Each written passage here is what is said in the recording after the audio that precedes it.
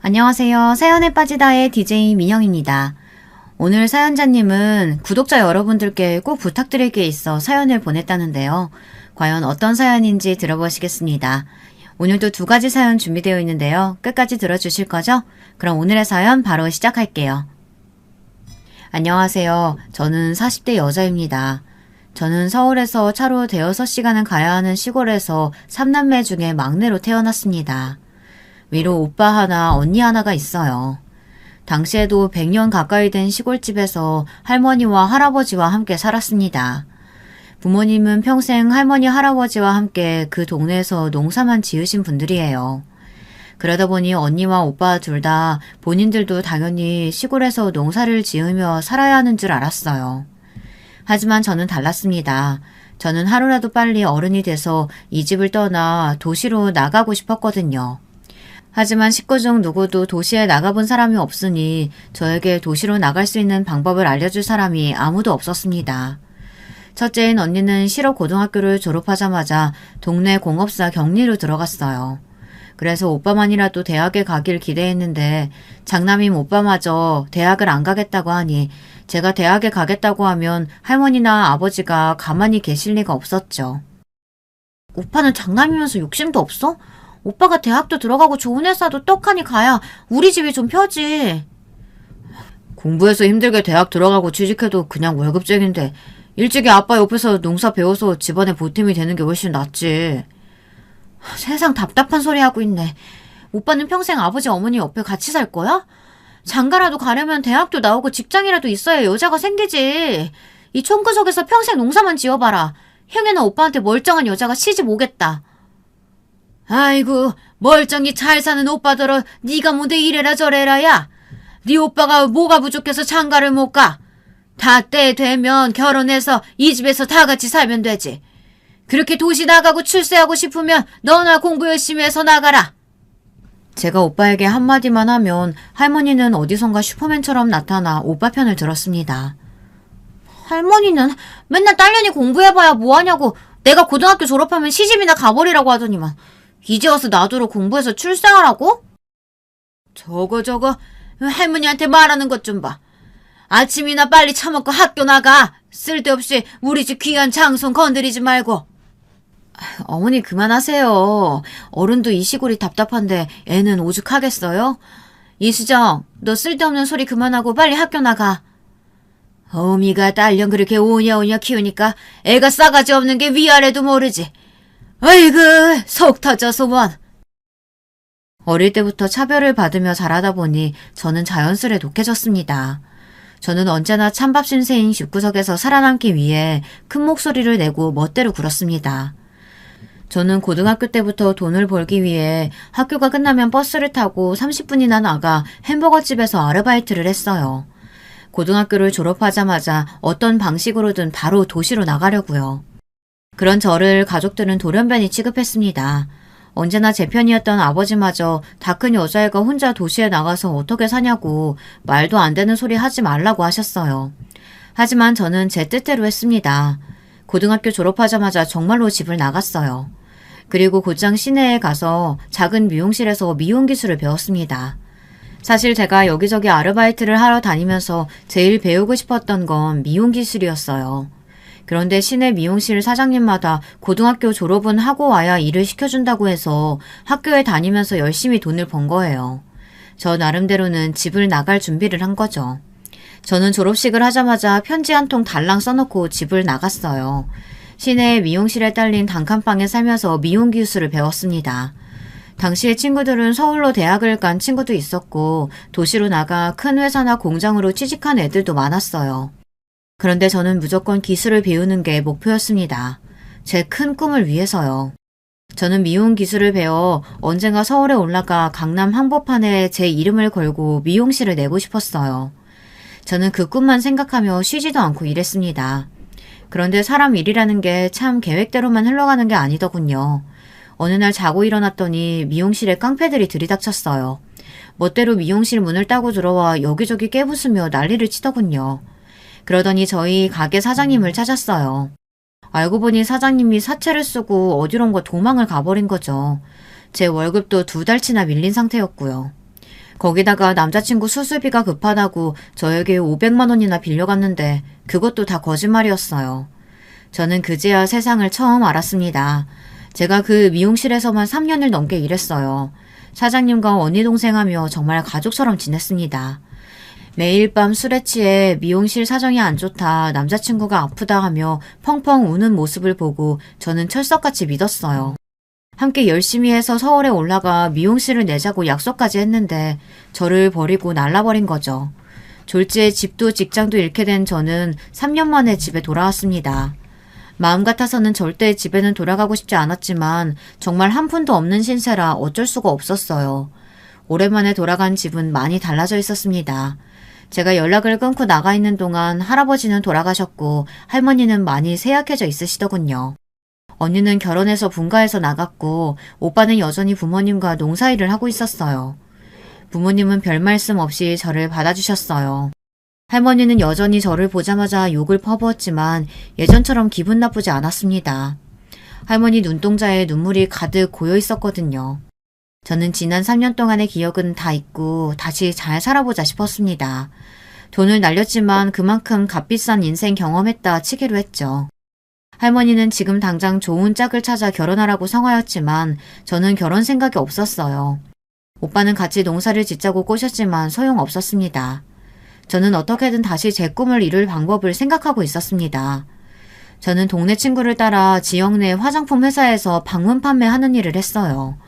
워낙 시골 동네다 보니 동네에 화장품은커녕 스킨로션도 살 데가 없거든요. 저는 화장품을 팔러 여기저기 다녔습니다. 제가 예전에 알고 지내던 시내의 가게 사장님들이나 아르바이트를 했던 가게들도 다녔어요. 그러다 보니 들리는 말이 많았습니다. 저에게 사기치고 도망간 미용실 사장이 서울에 있다는 소리를 들었어요. 심지어 서울에서 미용실을 차렸대요. 행여나 깡패놈들이 소문 듣고 서울까지 찾아갈까봐 다들 쉬쉬했지만 서울 동대문에서 봤다는 소문이 있다고 하더라고요.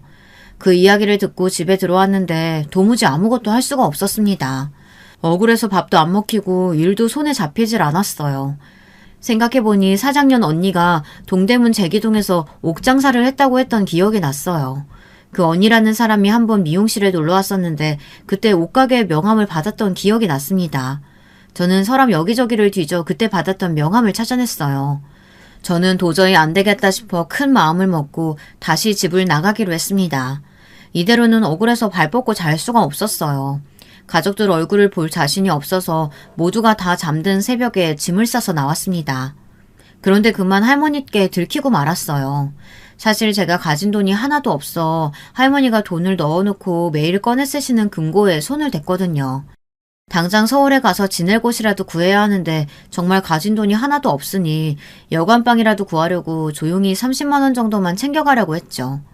그런데 막상 금고를 여니 욕심이 생기더군요. 저는 10,000원짜리 묶음을 2개나 챙겨 가방에 쑥 집어넣었어요. 너 이수정, 이 년이 지금 뭐 하는 거야? 감히 내 돈에 손을 대?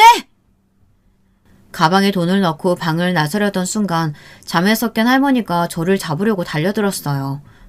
할머니, 이 돈 제가 빌려가는 거예요. 제가 서울에 가서 사기꾼년 잡으면 금방 갚아드릴게요. 죄송해요. 진심이었습니다. 정말 서울에 올라가서 사기꾼년을 잡는 대로 할머니 돈부터 갚아드릴 생각이었어요. 하지만 제 말에도 할머니는 욕을 퍼부으며 제 뒤를 따라왔습니다. 저는 노쇠한 몸으로 저를 따라오는 할머니에게 죄송하다고 그만 들어가시라고 소리쳤지만 소용없었습니다. 할머니는 결국 집 앞 골목이 다 끝날 때까지 쫓아오시다가 넘어지셨어요. 저는 넘어진 할머니를 보고도 앞만 보고 달렸습니다. 이제 와서 다시 돌아갈 수는 없었어요. 애매하게 지금 돌아가봐야 욕만 먹고 등이나 몇 대 두드려 맞고 끝날 게 뻔해요. 하지만 저는 어떻게든 서울에 올라가 그 사기꾼년을 잡아야 했습니다. 저는 혹시나 가족들이 따라올까봐 무서워서 해가 뜰 때까지 걸어서 택시를 잡아타고 기차역으로 갔어요. 그러고는 곧장 서울에 올라가 그 사기꾼년 언니 옷가게가 있는 동네에 갔습니다. 그런데 명함에 적힌 옷가게 바로 그 옆에 정말 미용실이 있었어요. 그것도 제가 일했던 미용실 이름과 똑같은 이름의 미용실이었습니다. 그토록 올라오고 싶었던 서울에 이런 식으로 올라가게 될 줄은 몰랐어요. 사실 서울까지 올라가면서도 반신반의했습니다. 서울에 그 사기꾼 년이 미용실을 차렸다는 말이 사실이 아니길 바랬어요. 그런데 사실이었습니다. 미용실 앞에 쪼그리고 앉아 기다리는데 10시가 딱 되자마자 멀리서 익숙한 여자가 걸어오더군요. 웬 아기를 안고 걸어오는데 그 사기꾼 년이 맞았습니다. 저는 그 사기꾼 년을 보자마자 달려들었어요. 그러고는 머리끄댕이를 잡고 마구 흔들었습니다. 인연이 내 돈 갖고 날라놓고 서울에서 버젓이 가게까지 차리고 잘만 살아? 너 잘 만났다. 오늘 너 죽고 나 죽자. 수정아, 그만 좀 해. 내가 설마 너한테 정말 사기치려고 그랬겠어? 우리 아기, 이러다 우리 새끼 떨어져. 품에 안은 아기를 껴안으며 머리를 놔달라고 소리를 치는 통에 저는 머리를 잡은 손을 놓았습니다. 분명 저랑 일할 때는 아가씨였는데 웬 아기인가 싶었죠. 주변에 보는 눈도 있으니 저에게 좀 가라앉히라며 사기꾼 사장년이 저를 가게 안으로 데리고 들어갔습니다. 그제야 똑바로 보니 품 안에 안고 있던 아기가 이제 갓 100일이나 지났을까 싶더군요. 그러고 보니 가게 안에 유모차며 아기 젖병이며 아기 용품이 많아 보였어요. 사실은 너랑 같이 일할 때 내가 애가 생겼어. 너도 알잖아. 그때 내 남자친구 뇌종양이라고 수술받아도 얼마 못 산다고 한 거. 병원비는 매일 몇백씩 늘어나지 가게 월세는 못 내고 있지. 그 와중에 애까지 생겼으니 어떡해. 내 인생이야 어떻든 내 새끼는 살려야겠는걸. 사장 말이 남자친구 병원비를 내느라 사채를 썼답니다. 병원비를 안 내면 퇴원이 안 된다고 하니 어쩔 수 없었던 거죠. 미용실은 이미 월세가 몇 달째 밀린 상태였고 제 월급도 주지 못하는 상황이었으니 몰래 도망올 수밖에 없었던 거죠. 저는 순간 제 가방에 들어있는 할머니의 200만 원이 떠올랐습니다. 저도 저 살겠다고 할머니 돈을 훔쳐 도망온 거니까요. 내가 너한테 미안해서 안 그래도 연락하려고 했어. 그런데 염치가 없으니 도저히 용기가 안 나더라. 나 이 가게 다 대출로 구한 거야.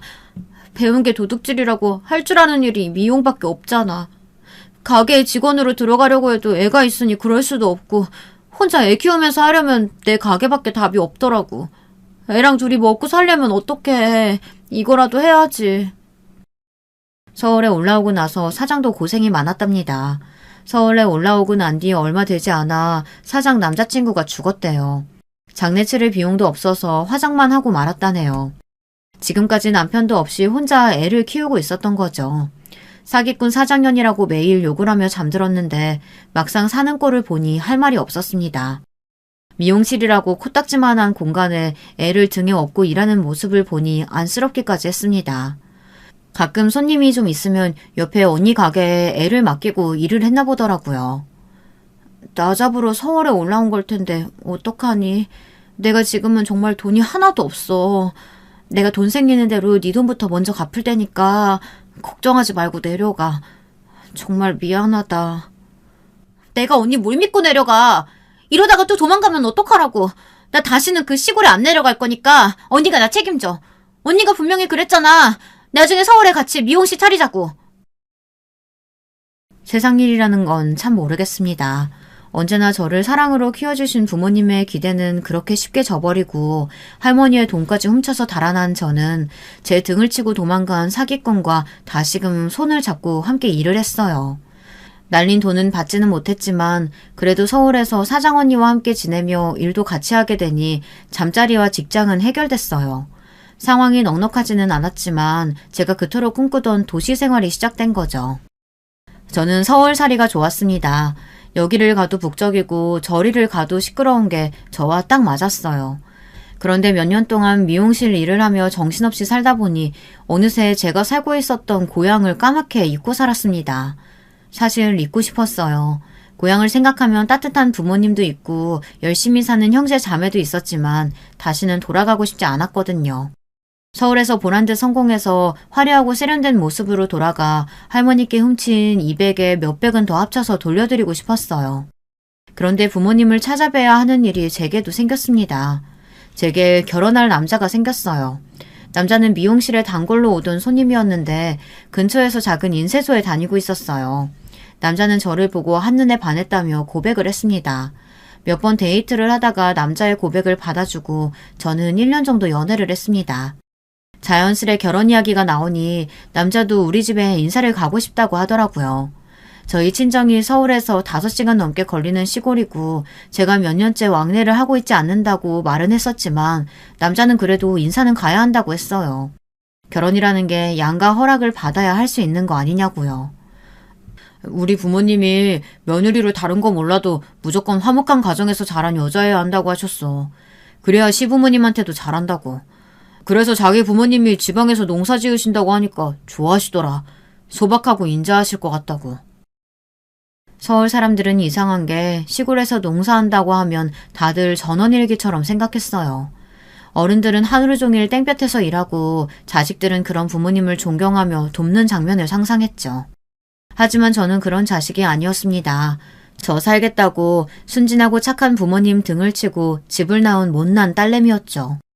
이런 사실을 남자친구와 예비 시부모님께 들키고 싶지 않았어요. 그래서 저는 먼저 남자네 집에 인사를 갔습니다. 인사를 가자마자 저는 이 남자다 확신이 들었어요. 남자친구네 집이 40평대 아파트였거든요. 저는 태어나서 아파트에 들어가 본 게 처음이었어요. 거실에 서서 밖을 내다보는데 기분이 이상했습니다. 저도 그동안 서울에서 몇 년을 살았지만 이런 집에 살아야 정말 서울에 사는 거라고 말할 수 있는 거구나 싶더라고요. 시부모님이 되실 분들은 완벽한 서울 분들이었어요. 두 분 다 서울에서 태어나 사신 분들이었죠. 부모님께서 다 지방에 계시면 서울에 올라오기가 쉽지 않으시겠네. 우리가 한번 내려가서 찾아뵙는 게 어떨까? 지방도 아주 먼 지방이라 내려가시기 힘드실 거예요. 제가 먼저 내려가서 말씀드리고 한번 서울에 모시고 올라올게요.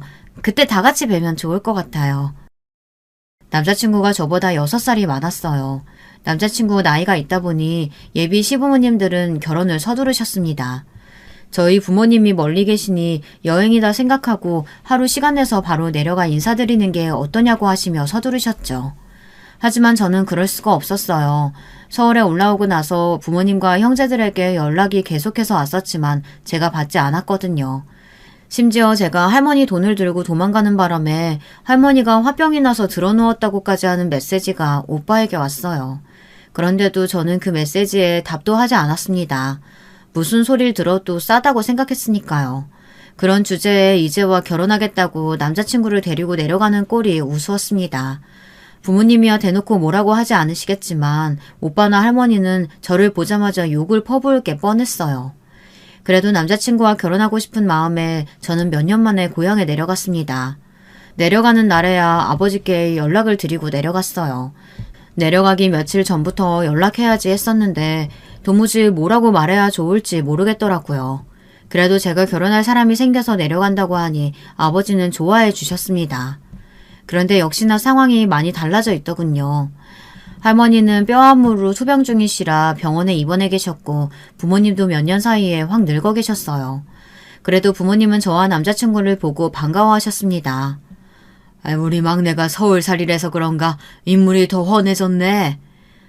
그래도 잘 지내는 것 같아 다행이다. 먼 길 오느라 힘들었을 텐데 밥부터 먹자. 저는 며칠 동안 걱정한 게 무색할 정도로 오랜만에 부모님을 뵈니 너무 좋았어요. 그리고 할머니의 빈자리가 더 크게 느껴졌습니다. 저는 부모님과 식사하고 나서 할머니가 계신 병원에도 들렀어요. 할머니는 몰라보게 달라져 있었습니다. 얼굴도 몸도 반쪽이 돼서 저를 알아보지도 못하셨죠. 그 모습을 보는데 눈물이 왈칵 하더군요. 제 기억 속의 할머니의 모습은 제게 욕을 하면서 따라 달려오던 건강한 모습이었는데 몇 년 새 이렇게 달라져 계시니 속상했습니다. 저는 이자를 더 넣지는 못했지만 그때 제가 훔쳐갔던 할머니의 200을 봉투에 담아 할머니 손에 쥐어드렸어요. 그때는 너무 죄송했어요. 할머니 다시 뵈면 정말 잘해드리려고 했는데. 저처럼 철딱선이 없는 손녀가 세상에 또 있을까요? 아무리 많이 혼나고 싸웠어도 함께 살았던 세월이 있는데 제가 너무 모든 걸 외면하고 살았었다라는 생각이 들었습니다. 저는 할머니의 손을 꼭 잡아드리고 제 결혼식에 꼭 오셔야 한다는 말씀을 드리고 왔어요. 얼마 뒤 저는 결혼을 했어요. 할머니 건강 상태가 좋지 않으셔서 서둘러 식을 올렸습니다. 할머니께 제가 결혼하는 모습을 꼭 보여드리고 싶어서요. 사람 사는 게 참 쉽지 않습니다. 저는 결혼만 하면 제 인생은 탄탄대로라고 생각했어요. 그런데 아니더군요. 막상 결혼해 살다 보니 새로운 고난이었습니다. 저는 결혼하고도 미용실에서 계속 일을 했는데요. 몇 년 열심히 했더니 동네 단골들이 좀 생겨서 그런 대로 먹고 살만 했습니다. 사실 저는 1, 2년만 고생 더 하고 제 가게를 차려 나갈 생각이었어요. 함께 일하던 사장 언니도 아이가 크면서 돈이 많이 들어가다 보니 제 월급까지 주며 같이 일하기가 버거워 보였거든요. 그래서 조금 모은 돈으로 제가 사는 동네에 작은 미용실을 내려고 준비 중이었습니다. 그런데 남편이 사고를 쳤어요. 다니던 직장을 갑자기 그만뒀습니다. 그러더니 한다는 소리가 뜬금없이 사업을 하겠다네요. 나도 참을 만큼 참았어. 쥐꼬리만한 월급 받으면서 10년 넘게 내 회사처럼 열심히 일했는데 고작 대우를 이따위로 해? 이게 나가란 소리지 뭔 소리겠어. 좋아. 나도 이제 나가서 내 사업 할 때 됐지. 남편이 10년 넘게 다닌 인쇄소 사장이 어느 날 갑자기 남편 상사로 자기의 아들을 데리고 나타났답니다. 남편보다 5살이나 어린 사람을요.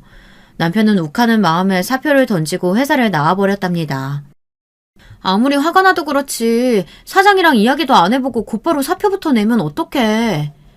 나한텐 당신처럼 든든한 와이프가 있는데 뭐가 걱정이야. 나 당분간 쉬면서 사업 구상 좀 할 테니까 당신이 고생 좀 해줘. 남편은 결혼하고 나서도 툭하면 미용실을 다니는 제가 든든하다고 했습니다. 기술이 있어서 절대 굶어 죽을 일은 없다고요. 그때는 당연히 농담인 줄 알았는데 정말로 저만 믿고 일을 그만둘 줄은 몰랐습니다. 당신 무슨 돈이 있다고 사업을 해. 생각해본 거 있어서 때려친 거야? 퇴직금도 있고 당신도 좀 모아둔 거 있을 거 아니야. 그 돈으로 목 좋은 자리에 인쇄소 시작하면 되지. 내가 모아둔 돈이라니. 그건 내가 미용실 얻을 돈이라고 했잖아. 이건 절대 못 주니까 꿈도 꾸지 마. 제가 서울에 올라와서 고생이란 고생은 다 하고 어렵게 모은 돈이었습니다. 제 꿈처럼 강남에 미용실을 차릴 정도는 안 되어도 동네에 10평 정도 되는 가게를 차릴 정도는 됐어요.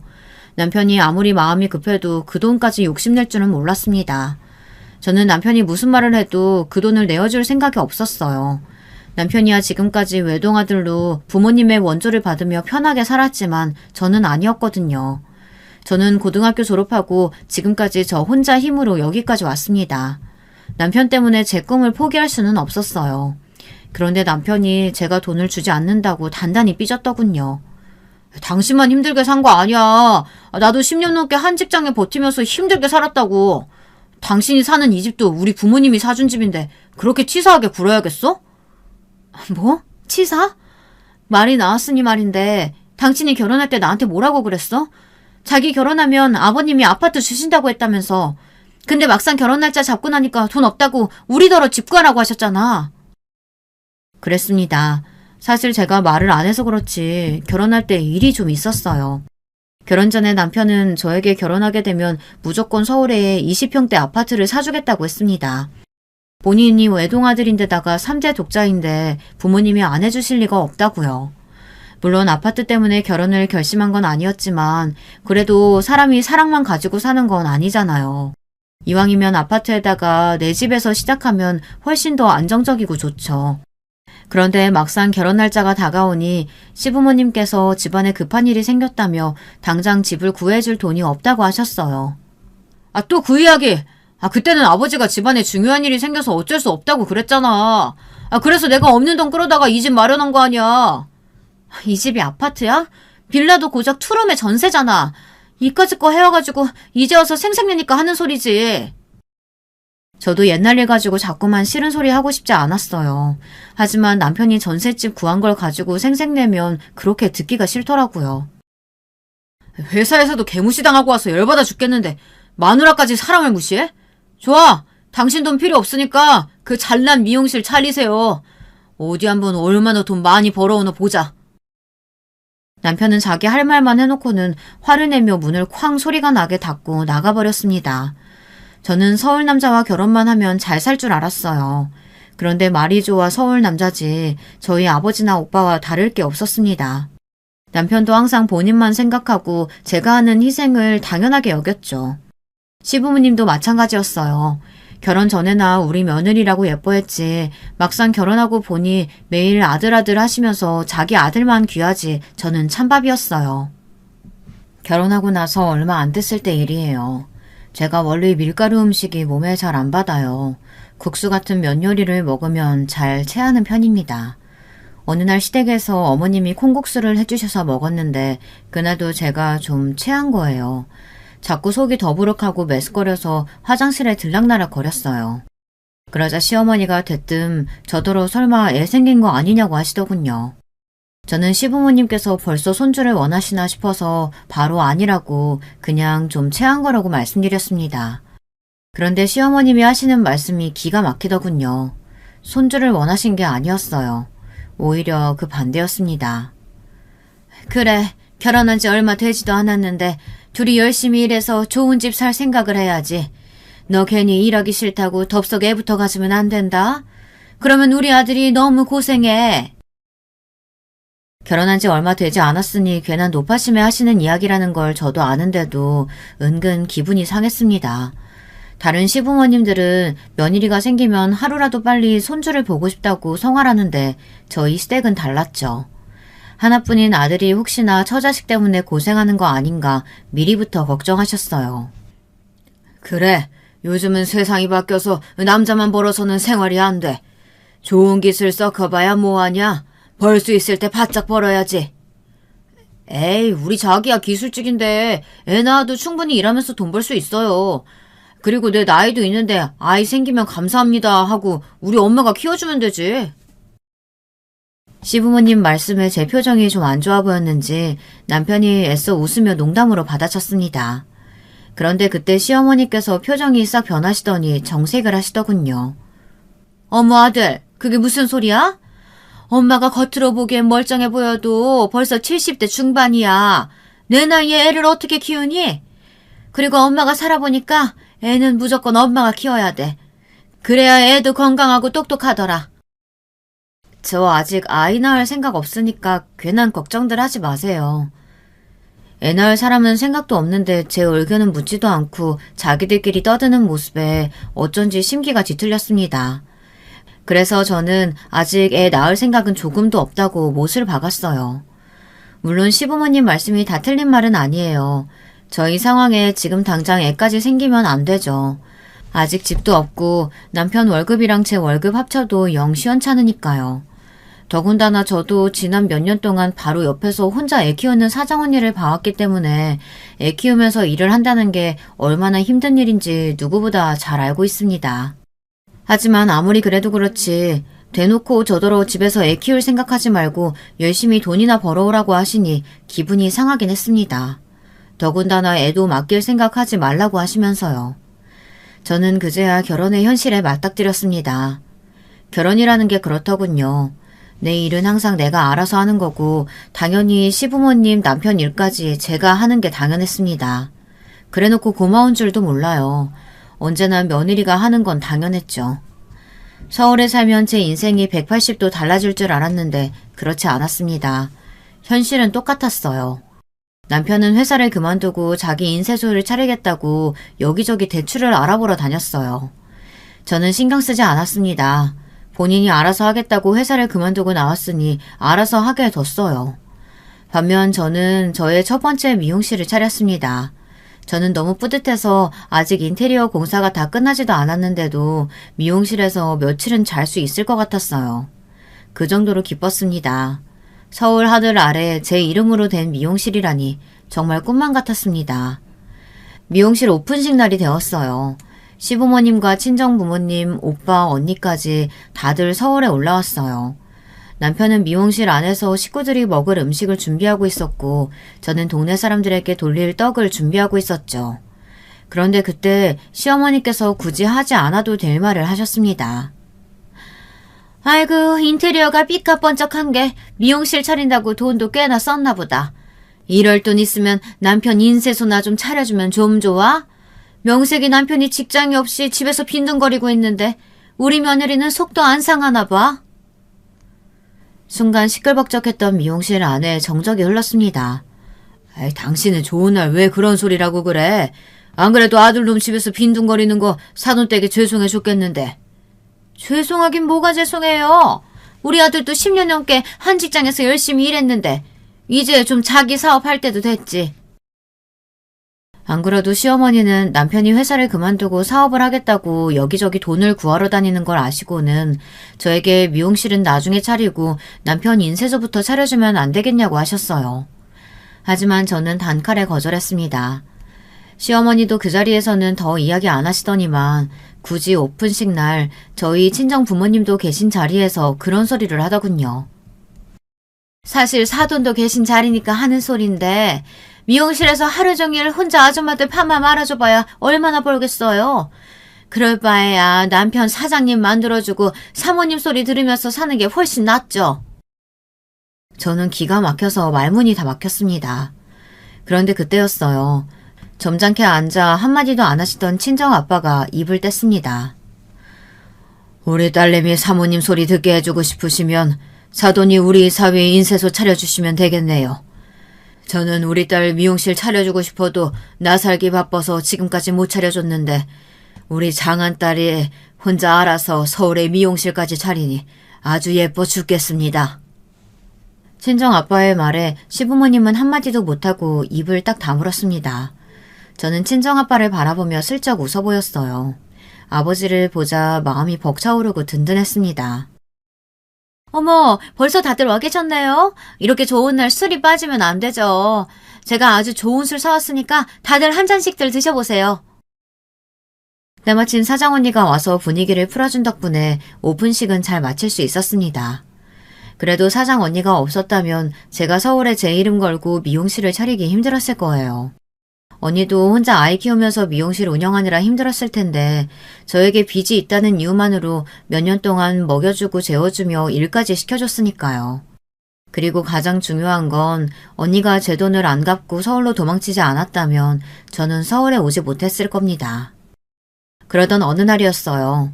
병원에서 몇 년 동안 투병하시던 저희 할머니가 돌아가셨습니다. 저와 남편은 급하게 고향으로 내려갔어요. 할머니 장례가 끝나고 장지까지 다녀와 아버지 댁에서 하루 자고 그 다음날 서울에 올라가기로 했습니다.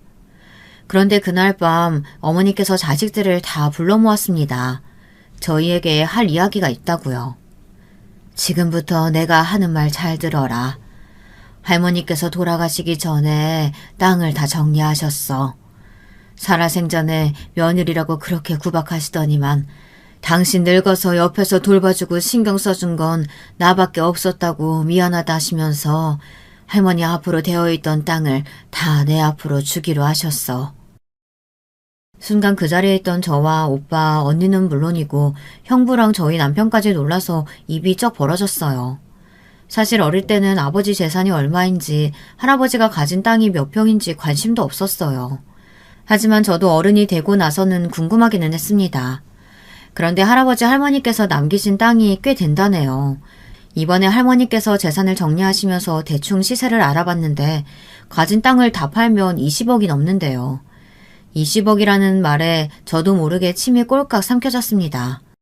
제가 어머니 땅에 욕심내지 않을 수가 없는 게 이미 친정 부모님께는 할아버지께서 돌아가실 때 먼저 증여한 땅이 있었어요. 어머님처럼 욕심 없이 평생 살아오신 분이 땅이 생겼다고 해서 절대 혼자 다 가질 분이 아니었죠. 분명 자식 셋에게 공평하게 나눠주시려고 부르신 거라 기대했습니다. 그런데 제가 김칫국을 아주 세게 먹었더군요. 친정엄마는 저희 자식들에게 공평하게 땅을 나눠주겠다고 부르신 게 아니었어요. 우리 큰딸이나 막내는 시집가서 가정도 잃었으니 남편하고 오순도순 잘 살고 있지만 우리 장남은 40이 넘어서도 장가도 못 가고 혼자 부모 뒷바라지 하느라 고생하잖니. 내가 요즘 우리 장남만 생각하면 잠이 안 온다. 잠이 안 와. 듣다 보니 뭔가 이상했습니다. 할머니께 증여받은 땅 이야기를 하다가 뜬금없이 오빠 이야기를 꺼내는 게 왠지 기분이 쎄했습니다. 엄마, 지금 오빠한테 땅 주려고 밑밥 가는 거야? 오빠가 장가 못 간 거야. 오빠가 못나서 그런 건데 그게 불쌍하다고 땅을 다 주는 게 어딨어. 수정아, 엄마 얘기 아직 안 끝났어. 오빠한테 땅을 다 주겠다는 게 아니야. 엄마 아빠 늙어서 병나기 전에 우리 장남 장가라도 보내야 할 거 아니야. 그래서 외국에서 신부를 좀 데리고 와야 하는데 요즘은 그것도 법적으로 쉽지가 않다네. 남편한테 재산이라도 좀 있어야 데려올 수 있나 봐. 그래서 일부만 먼저 오빠한테 증여해주고 외국에서 신부라도 데려오겠다는 거야. 저는 상중이라 웃으면 안 되는데 어머니 이야기에 자꾸만 웃음이 튀어나왔습니다. 제가 사는 게 바빠서 잠시 잊고 있었어요. 저희 친정은 언제나 우리 아들 장남 위주로 돌아간다는 걸요. 제가 일해서 집을 나간 거였는데 그걸 깜빡했더군요. 너희 엄마 말은 무조건 아들한테 다 주겠다는 게 아니라 우선 먼저 일부만 아들에게 증여해주고 나중에 우리가 더 늙어서 죽을 때 되면 그때 똑같이 나눠주겠다는 얘기야. 무슨 말인지 알지? 친정부모님 말씀에 착한 언니는 괜찮다고 어머니 아버지 편하신 대로 하라고 했습니다. 하지만 저는 아니었어요. 지금 당장 살기 힘든 거야 저나 오빠나 다 똑같은데 왜 오빠만 재산을 먼저 주겠다는 건지 이해가 되질 않았죠. 저번에 나 미용실 오픈식 때 아버지가 와서 뭐라고 그랬어. 나 미용실 차려주고 싶었다며. 그럼 지금이라도 땅 팔아서 나 강남에 미용실 차려주면 되잖아. 장가 가는 게 뭐라고 오빠만 먼저 증여해주는 건데. 여보 그만해. 부모님 속상하시게 왜 그런 소리라고 그래. 남편이 말리지 않았다면 저는 그 자리에서 더 한 소리도 했을 거예요. 뒤늦게 정신을 차리고 보니 제 찰떡선이 없는 소리에 친정 부모님께서 저에게 잔뜩 실망한 표정으로 시무룩해져 있었어요. 저는 친정 부모님께 서운했지만 여기서 더 해봐야 저에게 좋을 게 없을 것 같아 그쯤 하고 서울로 올라왔습니다. 그래도 비빌 언덕이 아예 없는 것보다야 나중에라도 물려받을 땅이 조금이라도 있다는 게 저에게는 위안이 됐습니다. 얼마 뒤 저희 부부에게 좋은 소식이 있었어요. 시부모님께서 남편이 직장도 없이 놀면서 미용실에 나와 제 일을 돕는 게 마음이 쓰이셨는지 집을 팔아 남편 사업자금을 주기로 하셨습니다. 사실 남편이 얼마 전부터 시부모님을 설득하긴 했어요. 노인양만 두 분이 사시는데 40평대 아파트는 너무 넓지 않아요? 우리 집 근처에 작은 아파트도 시설 좋고 깨끗한 데 많아요. 그쪽으로 옮기시고 남은 돈은 아들한테 투자하시는 거 어때요? 네 말이 무슨 소린지는 아는데 사업보다는 직장 생활하는 게 훨씬 더 마음 편하지 않겠어? 당신은 하나밖에 없는 아들이 사업 좀 해보겠다는데 밀어주지는 못할 망정 왜 초를 쳐요?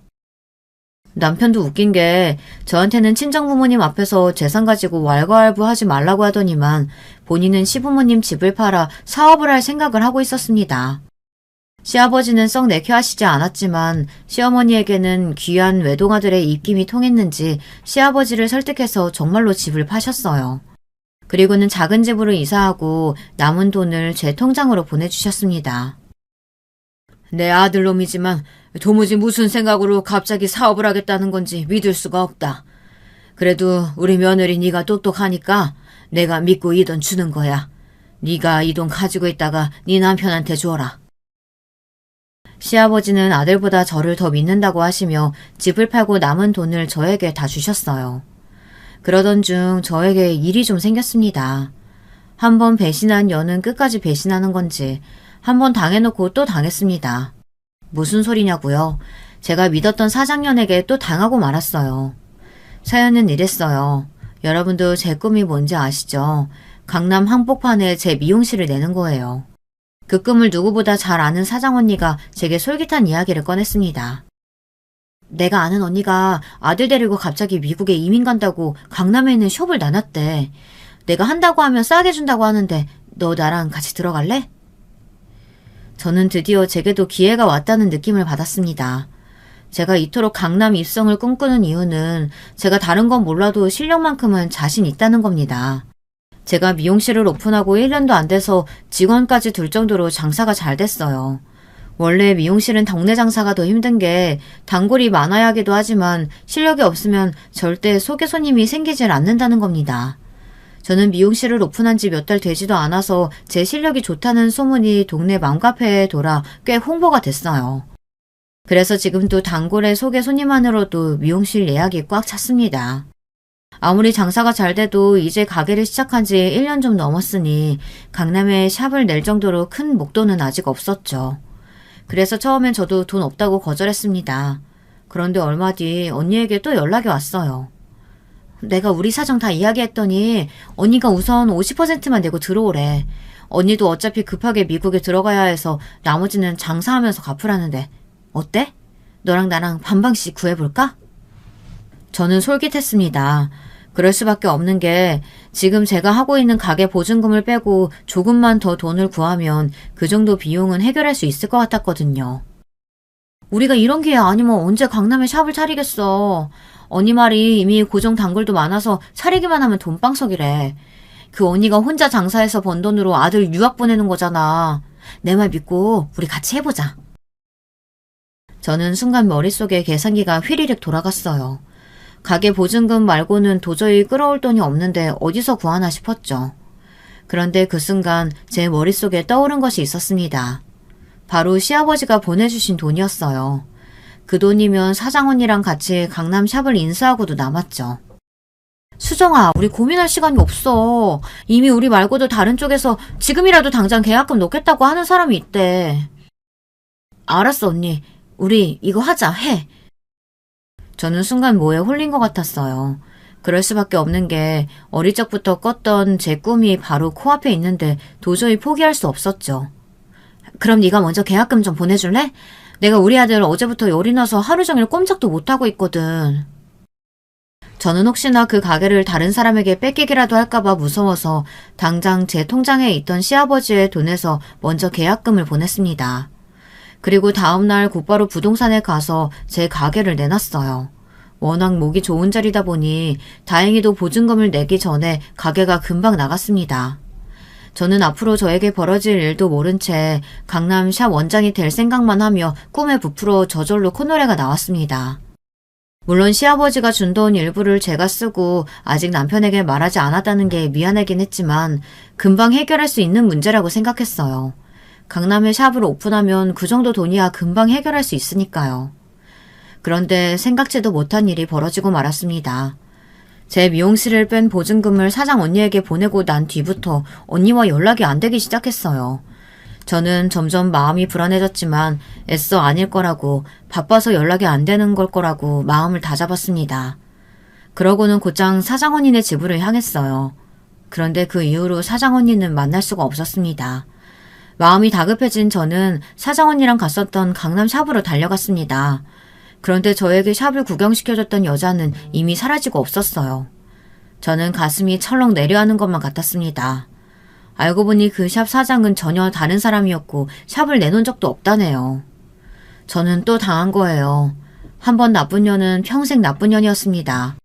사장년은 살던 집도 진즉 뺐고 가게도 진즉 팔았다네요.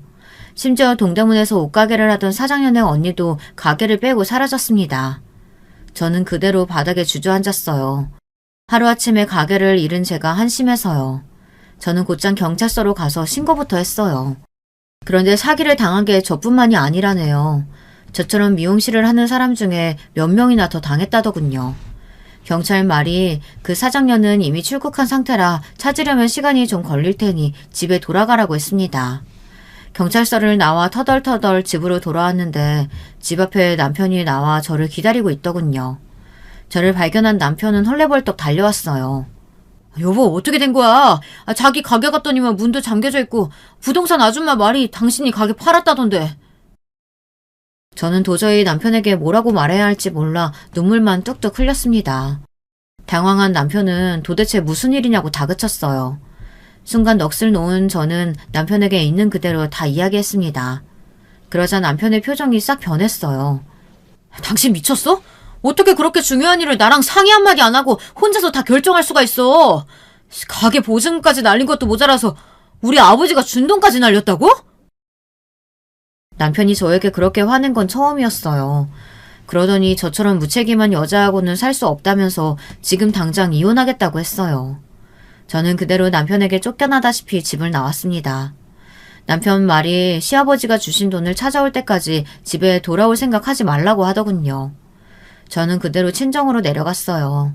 제게 갈 곳이라고는 친정밖에 없었습니다. 저는 몇 날 며칠을 방에 처박혀 울다 잠들기를 반복했습니다. 제가 사기를 당했다는 충격과 남편에게 버려졌다는 아픔을 도저히 견딜 수가 없었어요. 그렇게 시간이 흘러 제가 정신을 좀 차린 후에는 친정 부모님께 사정을 다 말하고 제발 좀 도와달라고 애원했습니다. 가진 돈을 다 날려서 남편에게 당장 이혼당하게 생겼다고요. 그런데 친정 부모님은 제 말에 꼼짝도 안 하셨습니다. 항상 제 편이던 친정아버지가 제 말을 들어주시지 않았어요. 너는 네 엄마 아빠 늙은 얼굴은 안 보이니? 자식이라는 게 몇 년씩 연락도 안 하고 살다가 매번 너 필요할 때만 나타나서 도와달라는 게 말이 된다고 생각해? 힘든 자식을 좀 도와줄 수도 있지. 친정 부모님은 막다른 골목에 다다른 저에게 모질 말만 하셨습니다. 저는 점점 더 피폐해졌어요. 제 모든 게 무너졌다고 생각하니 세상 모든 게 다 싫고 거지 같았습니다. 저는 매일 방에 처박혀 폐인처럼 살았어요. 그러던 어느 날이었습니다. 혼자 동네 여기저기를 아무 생각 없이 돌아다니고 있었는데 멀리서 밭일을 하고 계시는 친정엄마가 보였습니다.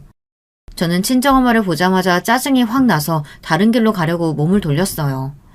그런데 갑자기 친정엄마가 바닥에 넘어지는 모습이 보였습니다. 저는 놀라서 밭으로 달려갔어요. 그런데 놀랍게도 바닥에 쓰러진 엄마를 본 순간 저도 모르게 떠오른 생각이 있었습니다. 이대로 엄마가 쓰러진 채로 죽으면 이 땅 내가 다 물려받는 건데. 어차피 늙으면 다 죽는 거 그냥 빨리 되졌으면 좋겠다. 저는 놀라 제 입을 틀어막았습니다. 제 인생이 바닥을 치고 나니 정말 미쳐버렸는지 속으로 생각한다는 게 말이 입 밖으로 튀어나오고 말았어요. 그런데 그 순간 믿기지 않는 일이 벌어졌습니다. 바닥에 쓰러져 있던 친정엄마가 스르륵 눈을 뜨고 벌떡 일어났어요. 그러더니 제게 하시는 말이 충격적이었습니다. 내가 니년 이럴 줄 알았다. 어쩜 그렇게 너는 너밖에 모르니? 내가 저승길까지 가다가도 니년 때문에 못 죽겠다. 세상에 이런 후레 자식이 다 있어. 너는 내가 죽어도 이 집에서 10원 한 푼도 못 가져가니까 그런 줄 알아. 엄마, 아니야. 내가 정말 잠깐 머리가 돌았었나 봐. 나 진심 아니야. 정말 아니라고. 그랬습니다. 사람이 정신이 나가면 그런 나쁜 생각까지 하나 봐요.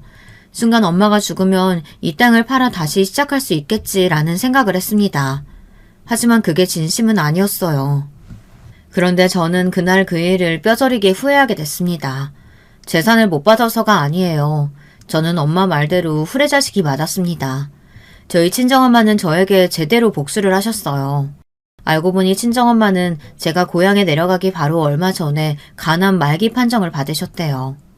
의사 말이 3개월 살면 오래 사는 거라고 하셨다네요. 그래서 집안은 이미 초상집 분위기였습니다.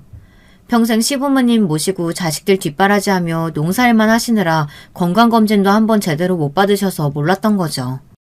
그래서 아버지가 제게 그런 원망설인 말씀을 하신 거였습니다. 어머니는 돌아가셨습니다. 저는 고향집 작은 방에서 매일 울고만 있어요. 남편에게도 계속해서 이혼 합의서가 날라오고 있지만 저는 아무것도 못하고 있습니다. 어머니가 돌아가신 지 벌써 반년이 다 됐지만 저는 아직도 어머니를 보러 가지 못하고 있어요. 도저히 염치가 없어 어머니를 마주할 수가 없었습니다. 제 인생은 온통 실수투성이에요. 멍청한 판단력과 잘못된 선택으로 한순간에 모든 걸 다 잃었습니다. 저는 죽을 때까지 후회하는 인생만 살다 죽게 될 거예요. 제가 사연을 보내게 된 이유는 바로 이런 멍청한 저를 여러분께서 마음껏 꾸짖어달라고 사연을 보냈습니다. 이제는 제 잘못을 뼈저리게 뉘우치고 일어나서 엄마를 만나 제대로 사과드리고 남편과도 제대로 정리하고 싶습니다. 댓글로 저를 많이 혼내주세요. 지금까지 저의 답없는 인생 이야기 들어주셔서 감사합니다. 여러분에게는 항상 행복한 일만 가득하시길 바랄게요. 여러분, 두 번째 사연 시작하기 전에 좋아요, 구독 꼭 눌러주실 거죠? 그럼 두 번째 사연 바로 시작합니다. 안녕하세요. 저는 정말 극심한 스트레스로 인해서 할 수 있는 것은 다 해본 사람이에요. 이제 30대 초반이 된 사람인데 진짜 애 키우면서 왜 이렇게 살고 있나 싶을 정도로 너무 힘듭니다. 제 얘기 좀 같이 들어주셨으면 좋겠어요. 누군가 들어준다는 것만으로도 힘이 나고 눈물이 날 것 같은 요즘이거든요. 사실상 궁극적인 모든 이유는 저의 결혼이고 더 세세하게 짚어보자면 모든 원인은 시어머니에게 있어요. 진짜 누굴 붙잡고 하소연해야 할지 우리 친정엄마한테는 어디부터 어디까지 얘기해야 좋을지 모르겠네요. 전 정말 어머니랑 잘 지내보고 싶어서 많은 노력을 했던 사람이에요. 그런데 모든 게 너무너무 부질없네요. 어머니는 되게 소심하고 성격이 괴팍하고 그러면서도 공주병까지 있는 분이에요. 모든 사건의 발단은 제가 애를 낳고 난 뒤 어머니가 우리 집에 들어와서 산후조리를 하시면서가 아닐까 싶어요. 물론 이때 저희 엄마가 아주 극성으로 말렸어요. 이거 사 미쳤어? 아니 돈이 없냐 뭐가 없냐. 왜 할 일 없이 시어머니한테 그딴 조치를 받으려고 해. 엄마 나이대 사람들이야 어쩔 수 없이 한 집 애들 살고 하니까 받았다지만 네 세대 여자애가 뭐하러 그런 고생을 사서 하냐고. 안 해도 될 짓을 왜 해? 엄마 말을 듣고 약간 겁이 나면서도 사실 이때 모든 결정권이 저에게 없었어요. 하지만 이런 얘기를 굳이 다 하기에는 엄마가 화낼까봐 적당히 걸러서 말을 했었어요. 근데 어머니가 그러시더라고. 애기 태어나면 엄마가 그렇게 잠자기 힘들다나? 와서 애 재워주신다고 하고 어머니는 거실에서 생활하시겠대. 긴 것도 아니고 한 2주 정도니까 괜찮지 않을까 싶어. 그리고 나도 애기 낳아서 어떻게 해야 될지 하나도 모르고 겁난단 말이야. 병원에서 조금 가르쳐준다고 하고 유튜브로 영상도 봤지만 아직 좀 무서워. 어머니는 아들만 셋 키우신 분이니까 좀 배울 수 있을 것 같아. 이 말에는 일말의 불안함도 약간 섞여 있었고 그리고 한편으론 정말 말 그대로 안심하는 부분도 없지 않았어요. 그런데 막상 겪어보니까 제가 예상했던 편안한 부분들은 정말 깡그리 다 없어지고 걱정했던 부분들만 엄청 극대화되어 현실로 나타나 버린 거예요. 어머니는 아기 낳기 전에는 아주 저를 걱정하다 못해 안쓰러워 죽겠다는 투로 말씀을 하셨거든요. 아이고, 아기 낳으면 아기 엄마가 잠을 못 자. 얼마나 힘든데. 그러니까 누가 봐줘야지. 근데 요즘 뉴스들 좀 봐라. 산후조리원에서는 애들 바뀌는 사고도 있었다고 하지. 그리고 도우미랍시고 와서는 애한테 이상한 거 먹이고 나몰라라 하지. 그런 걸 어떻게 믿어? 뭐니 해도 가족들이 봐주는 거야. 그리고 새애기는 사돈이 와서 못 봐주시잖아. 시장일 하시니까 바쁘시지? 어머니 말 맞다나 우리 엄마는 큰 전통시장에서 과일 가게를 하고 계셔요. 매일같이 물건 대고 관리하고 아줌마들이랑 시시비비 걸리다 보니까 보통 고생하시는 게 아니거든요. 그런 것들도 감당하기 힘들다 보니 아무래도 제 산후조리를 해준다든지 하는 건 상상도 할 수 없는 상황이었어요. 어머니 말씀 들어보니 다 맞는 것 같기도 하고 누구도 저를 도와줄 수 없는 판국에 어머니가 해주신다고 하니까 그냥 수긍을 했던 거예요. 남편도 거듭 말하면서 자기 엄마 같은 사람 없다고 하고 말이죠. 물론 이 부분은 마음에 안 들었어요. 우리 엄마는 허리도 안 좋고 나이도 70대인데 저렇게 산후조리를 해준대. 우리 엄마 고생하는 거 절대 잊으면 안 돼. 돈이라도 얼마 드리자. 친구한테 물어보니까 걔네 집은 도우미분 집에 불렀을 때 몇백이나 드렸대. 우리도 못해도 어느 정도는 드려야 할 것 같아. 그렇게 생각하니 그럼 우리도 차라리 도우미를 쓰는 게 낫지 않겠나 싶었지만 그래봤자 얘기가 또 계속 거꾸로 돌아갈 것 같더라고요. 왜 도우미를 쓰면 안 되는지 어쩌고 하면서 다람쥐가 쳇바퀴 돌듯 귀찮은 방향으로 얘기가 갈 것 같았어요. 결국 어쩔 수 없이 저는 그냥 모든 것들을 받아들이게 된 거죠. 하지만 어머니는 제가 아기를 데리고 집에 왔을 때부터 정말 보통 아닌 반응을 하시는 거예요. 언제 우리 집에 미리 문을 열고 들어오신 건지 거실 한켠에는 어마어마하게 큰 트렁크까지 있었고 말이에요. 왔구나. 아이고, 애기 왔어. 아유, 조그매라. 어쩜 이렇게 작냐, 작어. 내가 오기 전에 집도 소독도 다 하고 할 거 다 해놨어. 새애기, 근데 너는 애기 준비한답시고 집에 정말 뭐 아무것도 안 해놨더라. 어쩜 그렇게 방에 아무것도 없이 그냥 다 허옇게 비워놨어. 아주 내가 그거 채우느라고 혼났어. 이 말을 듣고 불안감이 훅훅 밀려들어 오더라고요.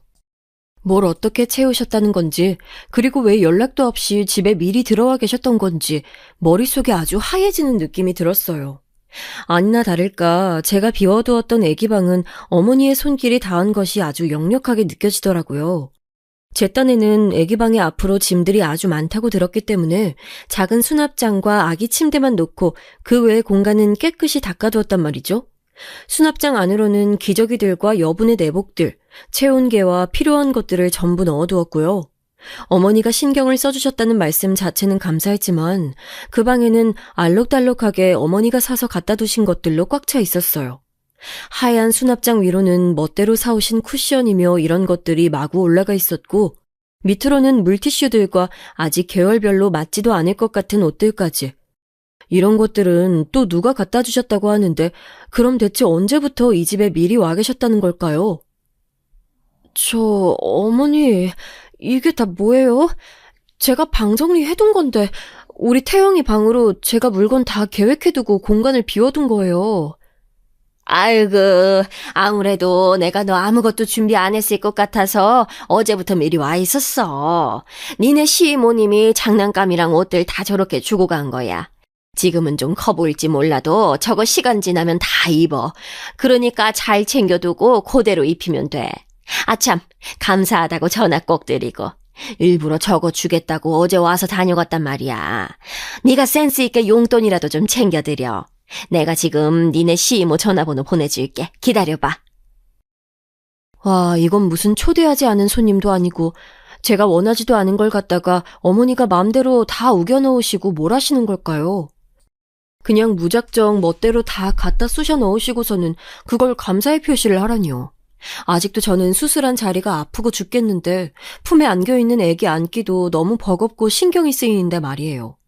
그런 산모에게 오자마자 시댁 식구들한테 인사를 해야 되네 어쩌고 하시는 데다가 차분하게 제가 다 계획해두었던 집안 살림을 다 뒤엎어두는 게 어딨어요. 순간적으로 너무 화가 나고 표정 관리가 안 됐어요. 어머니는 아주 눈치가 빠른 분이라 그걸 모르셨을 리가 없고요. 어머 얘, 너 표정이 왜 그러니? 기분이 나빠? 아이 내가 얼마나 힘들게 고생해서 이렇게 만들어놨는데 아무리 너나 나나 세대가 달라도 그렇지 애 키우는 건 다 똑같아. 그러지 말고 이제 애 좀 줘봐. 내가 안아볼 테니까. 어머니는 정말 너무 뭐랄까 여우 같다고 해야 될까요? 이런 말들을 제 남편 앞에서 들으란 듯이 말을 하시더라고요. 아이고 며느리 눈치를 벌써부터 봐야 되는 애가. 아참 상철아, 넌 이리 와서 소파에서 좀 쉬어. 너도 그 좁은 병원에 있었잖아. 새애기 넌 들어가서 방에 내가 뭐 갖다 놨는지 좀 보고 얼른 시이모한테 전화해서 감사하다고 해. 참, 그리고 밥은 뭐 먹을까? 이때부터 뭔가 고생길이 느껴지는 듯 했어요.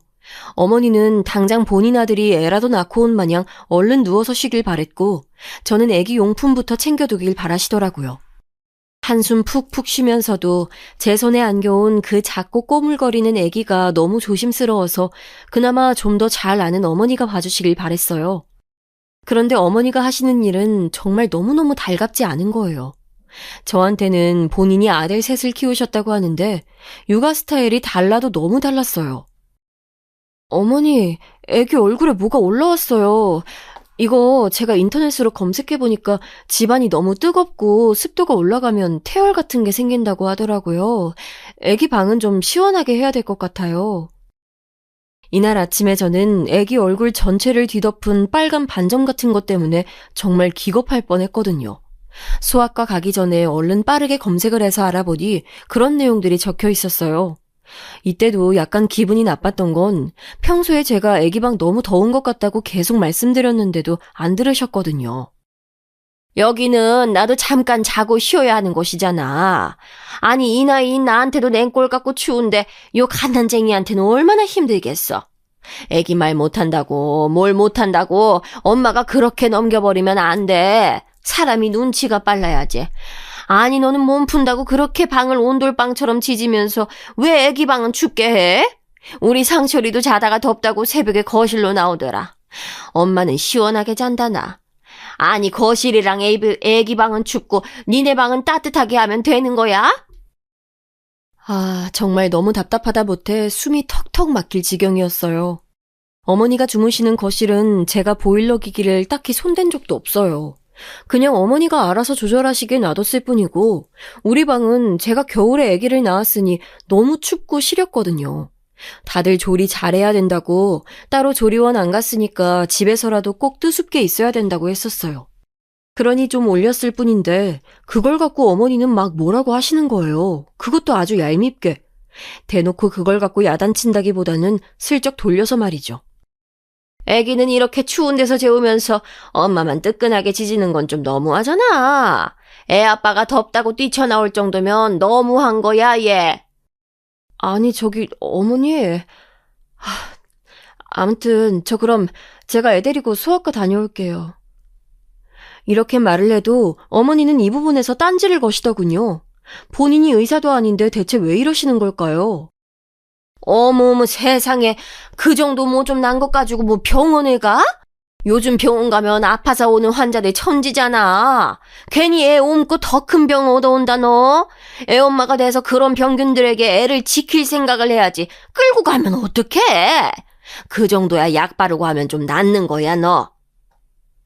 이쯤 되니 저도 화가 났어요. 애 데리고 주무시겠다고 이 집에 오신 분이 밤마다 코를 골아가면서 거실에서 늦게까지 주무시고 새벽에 제가 애기 재우려고 나와 있으면 거실에서 TV 소리 죽여가면서 누워서 보고 계시던 분이 왜 갑자기 애 잘 보는 척을 하시는 걸까요? 이때가 한 일주일 됐을 무렵인데 그쯤 되니 저는 대체 어머니가 왜 우리 집에 와 계신지 이해가 되지 않았어요. 물론 낮에는 충실하게 애를 봐주시긴 했어요. 근데 정말 지독한 참견을 하셨고 밤중에는 본인이 애 데리고 주무신다 해놓고 약속을 지키지 않으셨어요. 아우. 내가 낮에 내내 태영이 저 녀석 안고 있어서 그랬는지 진짜 이러다가 허리 부서질 것 같아. 이러다가 병원비가 더 나온다니까. 아유, 오늘은 새애기 네가 좀 데리고 자라. 이렇게 말씀하신 게 며칠씩 연달아 되면서 아예 3, 4일째 넘어가니까 저한테 묻지도 않고 먼저 거실에 이부자리를 깔고 불을 꺼버리시는 거예요. 와, 몸조리도 제대로 못하고 아직도 몸이 여기저기 쑤셔서 아파 죽겠는데 어머니는 드르렁 코를 골아가며 주무시지 애기는 그 소리에 못 자고 남편은 똑같이 안방에서 지 피곤하다고 자버리고 정말 죽겠더라고요. 하루는 아기가 너무 잠을 안 자서 저도 미쳐버리겠는데 어머니가 대뜸 거실에서 잠이 깨셨는지 저한테 짜증을 내시는 거예요. 예. 아유, 너는 그걸 못 재워가지고 그렇게 밤새도록 애를 놀리디? 잠 좀 자자 좀. 네 신랑 내일 출근해야 되는데 대체 뭐 하는 거야? 우리 집은 그렇다 치고 옆집에서도 짜증 낼 거 아니야? 그러지 말고 좀 적당히 재워. 이런 모양새가 되니 며칠째 잠 못 자고 낮에는 또 낮 시간대로 어머니에게 시달렸던 저는 폭발하고 말았어요. 어머니, 제가 낮에 어머니께 애 재우시면 안 된다고 했는데 재우신 거잖아요. 저 마트 간 사이 어머니 애랑 같이 잠드셨다면서요. 그때 자면 안 되는데 억지로 재우셨으니 애가 이 시간에 안 자죠. 진짜 저야말로 죽겠어요, 정말. 저 요 며칠 1시간도 제대로 눈 붙여본 적이 없어요. 불편하시면 어머니가 지금 오셔서 애기 좀 재워보세요. 저 원래 이런 식으로 사납게 말하지 않고 어머니한테 조심하는 편인데 사람이 진짜 일주일 넘어가도록 3, 4시간 정도밖에 못 자니까 죽을 것 같은 거예요. 남편 놈은 코 골고 자고 어떤 날은 거실로 기어나와서 지 엄마 품에 매달려서 자고 있고 내가 못하러 자식을 낳아서 남의 집 부모 자식이랑 같이 살고 있나 싶더라고요. 어머니는 밤중에 깨신 상태라서 피곤하시기도 했겠지만 그래서일까요? 더 저한테 노발대발하면서 짜증을 내시더군요. 얘, 너 지금 내 탓하는 거야? 아이고, 애 봐준 공은 없다더니 낮 시간에 내내 데리고 힘들어서 그때 좀 안고 잠들었구만. 새끼 너는 70 넘은 노인네가 애 데리고 얼마나 피곤했을지는 생각도 안 해? 하다 정말 별소리를 다 듣네. 아주 잠이 확 깬다 얘. 그러자 남편은 그때 부스스 일어나서 엄마랑 자기 와이프가 왜 시끄러운지 또 애기는 왜 그렇게 목청이 떨어져라 우는지 파악을 하기 시작했어요. 급기야는 아랫집에서 올라오기까지 했었어요. 저기요, 애 좀 그만 울려요. 아주 시끄러워 죽겠네. 이사를 가든지 우리가 이사 갈 돈을 주든지 둘 중에 하나만 해요. 이 집 때문에 내가 아주 잠을 못 자서 죽겠어. 아랫집에 살고 있는 아줌마까지 올라와서 저렇게 소리를 질러대니까 진짜 할 말이 없더라고요. 겨우 진압이 되긴 했지만 그래봤자 남편과 어머니는 다시 자버리면 그만이었고요. 결국 이러나 저러나 제 손으로 아기를 또 케어해야 했어요. 그리고 방을 뜨겁게 만들어서 애 얼굴과 온몸에 태열이 생겨버린 건 실제로 맞는 얘기였더군요. 병원에 갔더니 그런 의미의 태열이 맞다고 하길래 저는 소아과 다녀와서 다시 어머니에게 얘기를 했어요. 하지만 어머니는 듣자마자 아주 거세게 성질을 내셨고요. 뭐야, 새끼 너 지금 날 가르치려 드는 거야?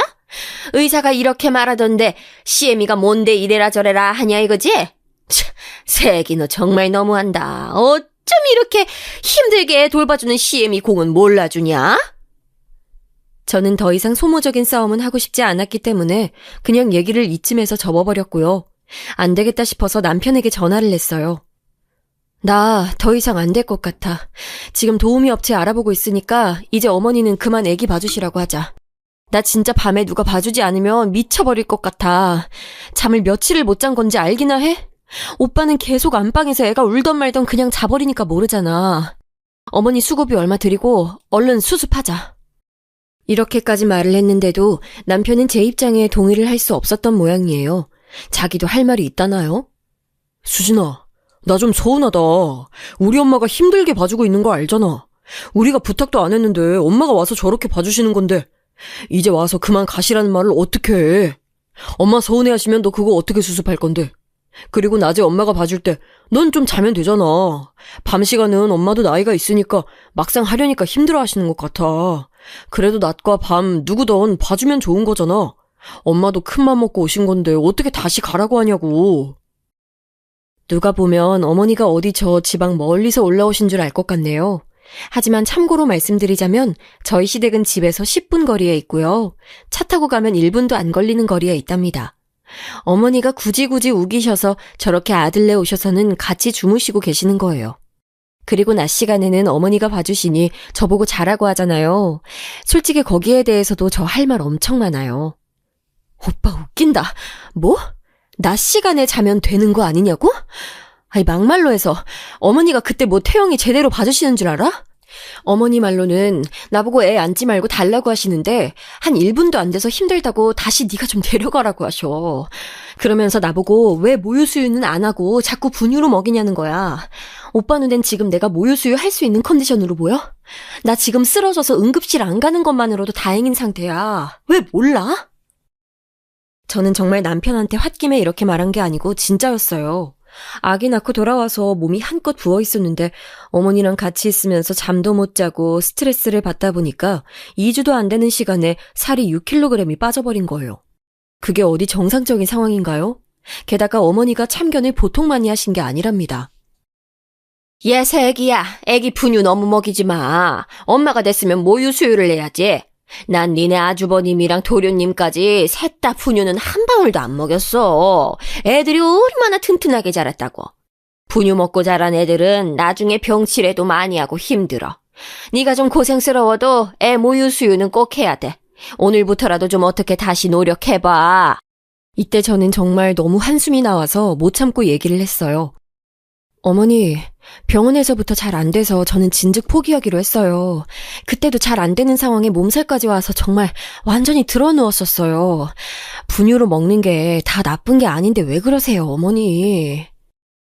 저도 하루하루 어머니랑 있는 날이 길어지고 스트레스를 받다 보니 뭔가 거침없이 말을 하게 되더라고요. 자기는 소파에 누워있고 냉장고에 있는 반찬부터 하나하나 다 간섭하고 귀 찢어지게 울어대는 애기 소리는 듣기 싫지만 잠들어 있는 건 또 귀여워서 만지고 그러다가 애를 끼워버리는 시어머니셨어요.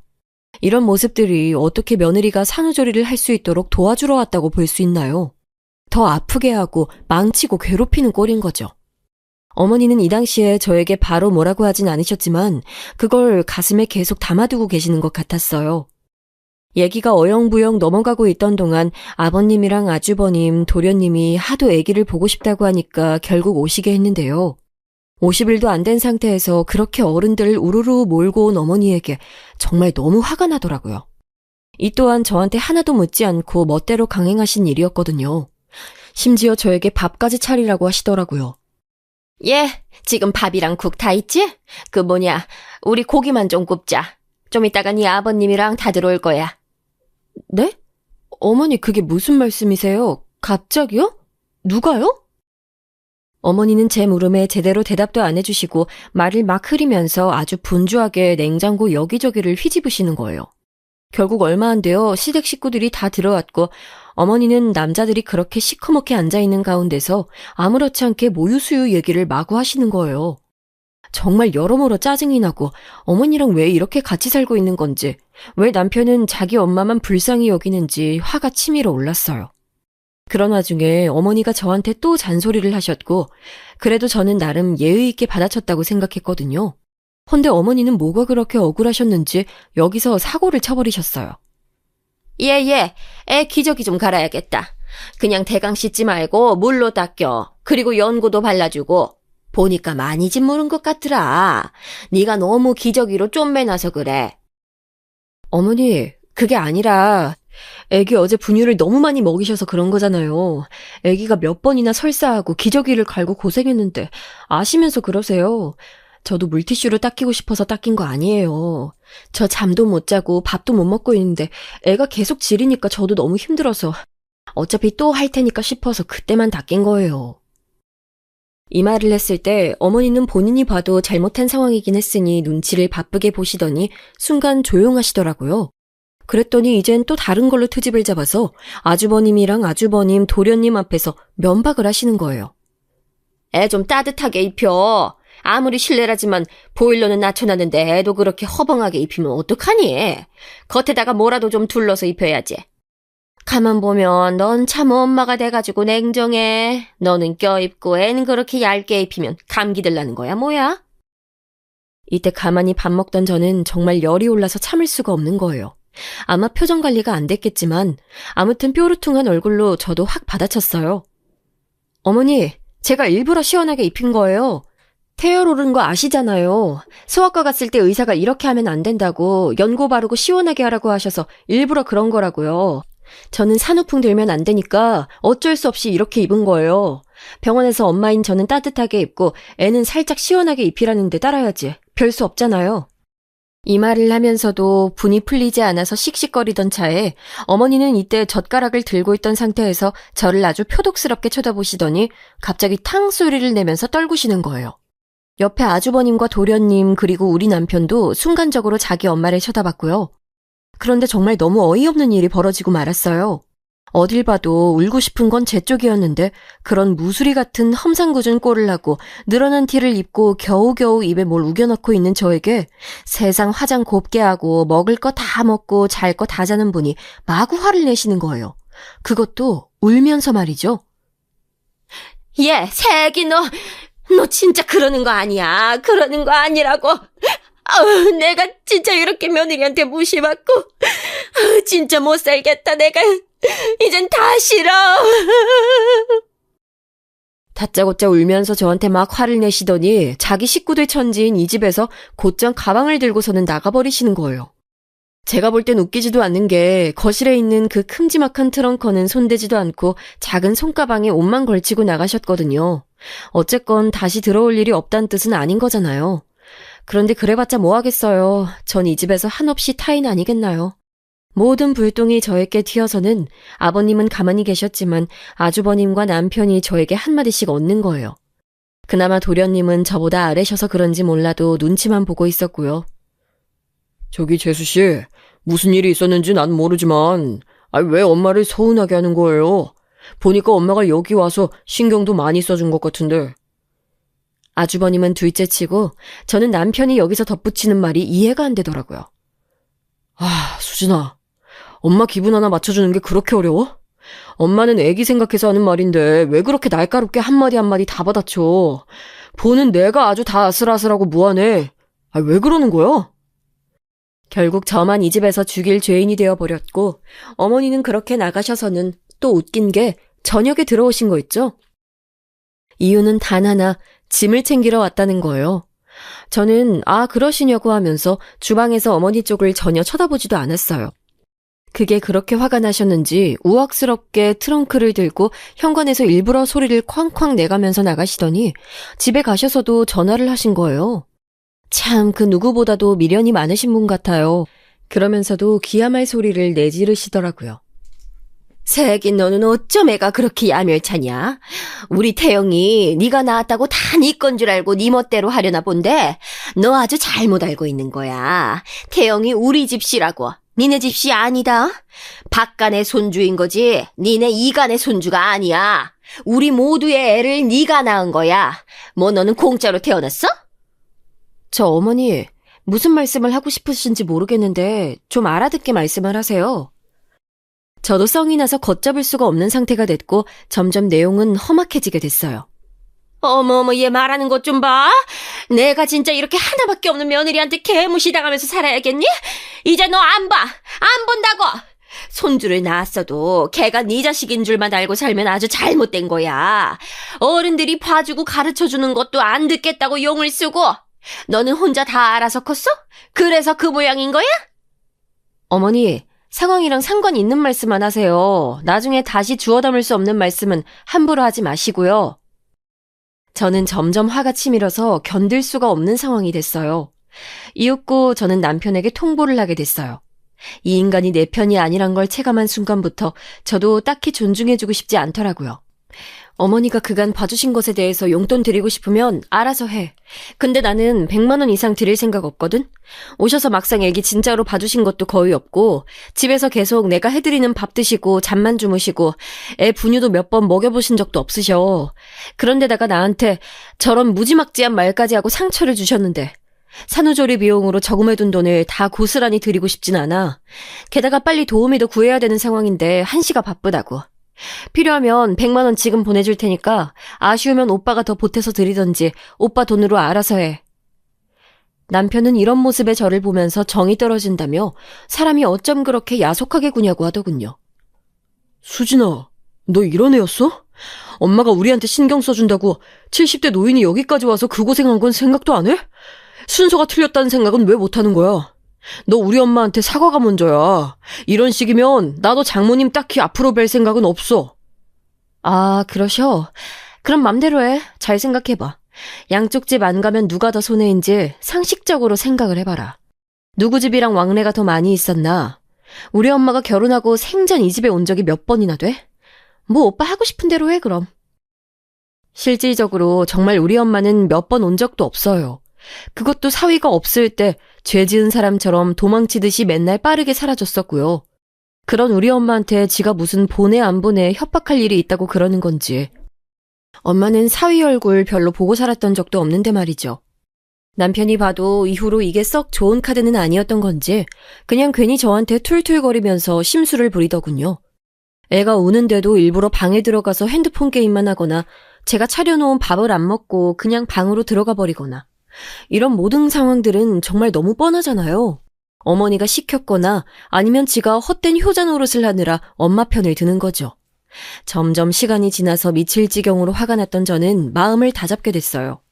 어차피 이러나 저러나 내가 애를 혼자 보는 상황이 되는 것이면 제가 못하러 이 고생을 하고 있는 와중에 나도 못 먹고 있는 밥을 남편 먹으라고 차리나요?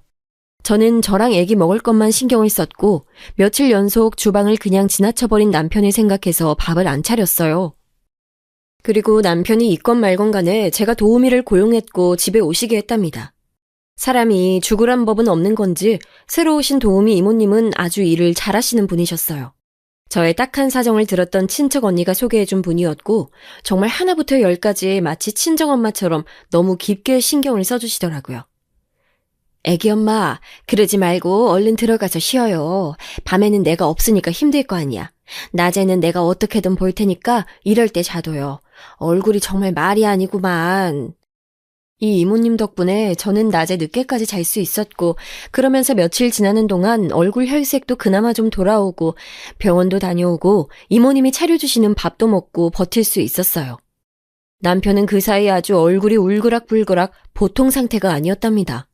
뭐가 그렇게 불만이 많은 건지 자기 나름대로 시위를 하고 있는데도 꿈쩍 않는 제가 얄미웠나 봐요.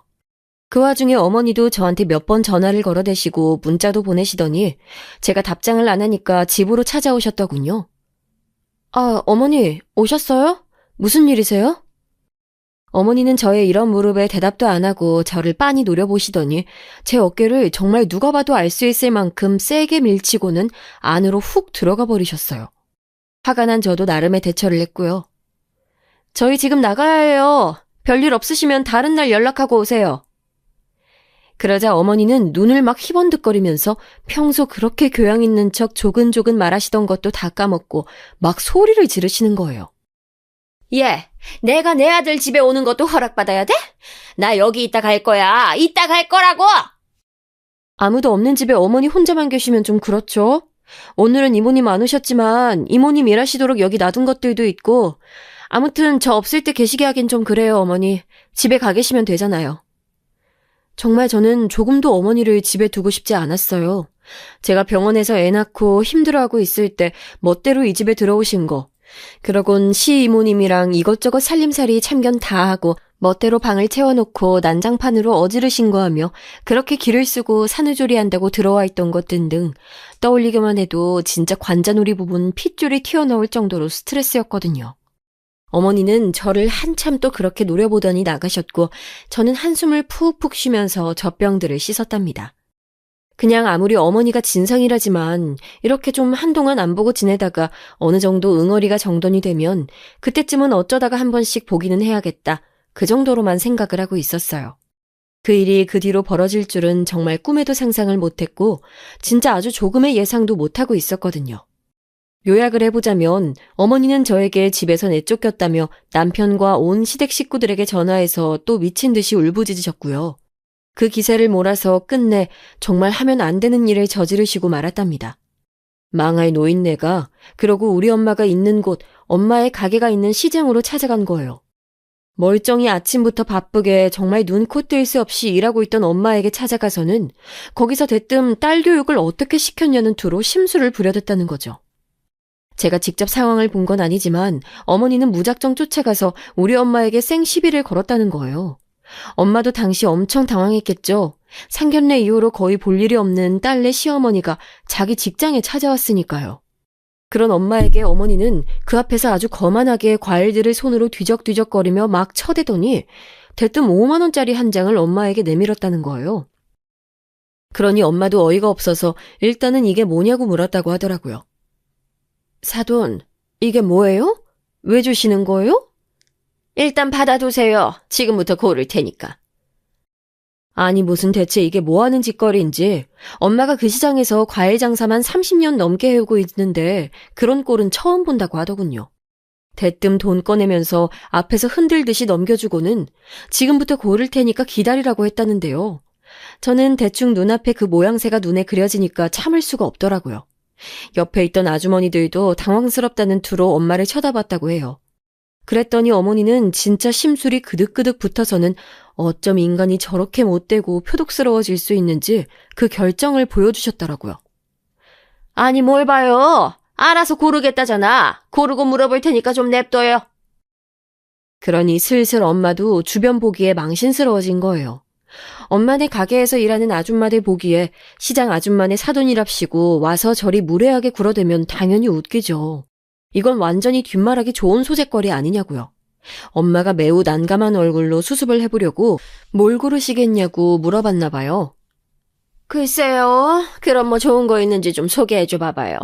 뭐가 그렇게 바쁘길래 장사나 한답시고 자식 교육은 안 시켰대? 예? 사돈 그게 무슨 소리예요? 엄마는 이때부터 이미 진즉 갖고 있던 불쾌한 기분이 제대로 고개를 들기 시작했던 것 같아요. 뭔가 하고 싶은 말이 있어서 온 것 같은데 남 일하는 데 와서 꼭 그러셔야겠어요? 뭐 때문에 그러시는 거예요?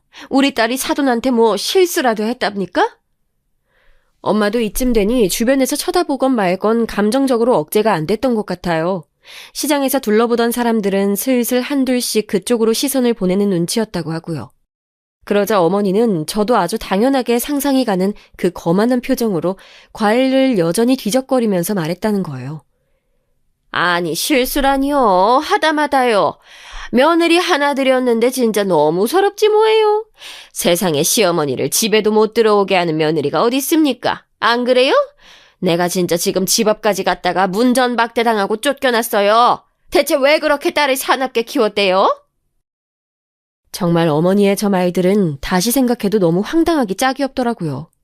엄마도 듣다가 너무 어이도 없고 옆에 있는 아줌마들이 듣고 수군대는 걸 보니 그냥 있을 수가 없었나 봐요. 저기 사돈, 아무튼 딸이랑 무슨 일이 있으셨는지 모르겠지만 그건 일단 거기서 해결을 하고 오셨어야지. 다짜고짜 일하는 데 오셔서 이렇게 말씀을 하시면 제가 뭐라고 해야 하나요? 엄마도 꽤나 당황스러움과 화를 눌러가면서 저렇게 말씀을 하셨다네요. 행여나 혹시나라도 제가 실제로 뭔가 잘못한 게 있을까봐 되게 조심스러우셨나 봐요. 그랬더니 어머니가 더 보지도 않고 그냥 막 뭐라고 질러버린 거예요. 우리 엄마 사업장이 어찌되건 간에 알 바도 아니라는 투로 말이죠. 그러니까 제가 온 거 아니겠냐고요. 딸이랑 해결이 안 되니까 사돈 보고 해결하려고 찾아왔다고요. 자식 교육 좀 제대로 시키세요. 근본도 안 가르쳐놓고 이런 데서 장사하고 있고 그러면 세상 뭐 그렇게 볼 일이 있나요? 돈이나 벌려요? 아니 뭐 그닥 있지도 않은 것 같은데 푼돈이나 벌겠다고 참 아유. 이러면서 쭝얼쭝얼거렸다고 하니 당연히 엄마도 뿔이 나지 않겠어요? 이 정도의 말까지 듣고 계속 참고 있었던 엄마도 대단하다고 생각해요. 그러더니 어머니는 대뜸 됐다면서 돈 갖고 유세를 떨더랍니다. 대단한 돈도 아닌 앞서 엄마에게 먼저 선불처럼 내밀었던 그 돈 있잖아요. 5만 원. 세상에 돈 5만 원 갖고 사돈 앞에서 그렇게 허세 부리기도 힘들 것 같아요. 일단 엄마가 여기 맞받아쳐서 뭐라고 했는데 거기다 대고 저런 진상을 떨었던 건가 봐요. 이봐요 사돈. 지금 뭐라고 하셨어요? 하다하다 별 얘기를 다 들어보네. 거 사돈이면 말 더 조심해야 되는 거 아니에요? 남의 영업장 와서 이게 뭐예요? 엄마도 이판사판으로 가고 있으니 어머니는 더 볼 게 없다고 생각했는지 그래서 그따위 망언을 하고 우리 엄마한테 머리채를 잡힌 것 같아요. 뭐라고 했냐면요. 아이씨고 됐거든요. 난 더 할 말 없어요. 그 잘난 딸한테 들어요. 아 맞다. 나 갈 건데 여기서 뭐 안 사요. 아까 준 돈은 그냥 살림에 보태시던지 아니면 여기도 어지간히 어려워 배는데 아유 가게 굴리는데 쓰시구랴. 하여간 내가 이런 집이랑 사돈을 맺었네. 아우 환장해 아주. 그러고 몸을 획 틀어서 가려던 차에 엄마한테 그대로 머리채를 잡혔나 봅니다. 저희 엄마 함부로 누구한테 손대거나 물리적인 마찰 빚고 그런 분 아니에요. 그러니 제대로 익숙지도 않은 손으로 그저 분노가 치밀어서 붙잡느라 어머니 그 반가발이 떨어져 나간 거죠. 아주 시원하게 벗겨나간 그 가발채 때문에 그 속에 있던 한껏 눌리고 볼품없는 정수리가 드러났다더군요. 그러게 누가 그렇게 머리에 한껏 뽕 주고 가라고 했나요? 어머니야 당연히 이때 기겁하면서 막 발을 타박타박 굴러대면서 난리를 쳤다고 해요. 어머 미쳤나봐. 뭐 하는 거야? 엄마 딴에는 너무 화가 나서 머리채를 잡았는데 분명히 잡긴 잡았는데 잡히지 않고 그 가채인가요? 아무튼 그 가발 같은 게 쑥 빠져버렸으니 너무 놀랬나 봐요. 너무 초라하게 숭덩 머리숱이 비어있는 모습만 있으니 엄마도 놀래서 멍하니 봤었다고 하더군요.